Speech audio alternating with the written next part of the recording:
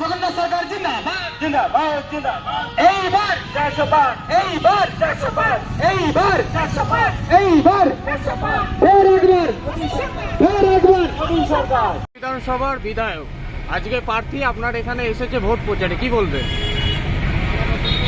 দেখুন, জগন্নাথ সরকার এমন একটা ব্যক্তি, তার জয় নিয়ে আমরা অনেক আগেই নিশ্চিত ছিলাম। এখন তার জয়টা সময়ের অপেক্ষা। কিন্তু এবারে যে লড়াইটা জগন্নাথ সরকার দিচ্ছে, সেই লড়াইটা জেতার লড়াই নয়, সে লড়াইটা আরও কত বেশি মার্জিন বাড়াতে পারে। ফলে সারা বিধানসভা এলাকার আমার চাকদা সহ 7টা সেগমেন্টেই মানুষের যেভাবে ভারতীয় জনতা পার্টির পক্ষে সাড়া কল্পনা করা যায় না। ফলে আমরা গতবার যে ভোটে জিতেছি তার থেকে অনেক বেশি ভোটে জিতব।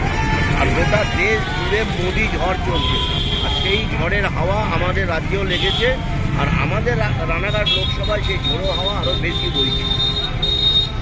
তারা আজকে চাকদা বিধানসভায় বেরিয়েছেন ভোট প্রচারে, কি বলবেন?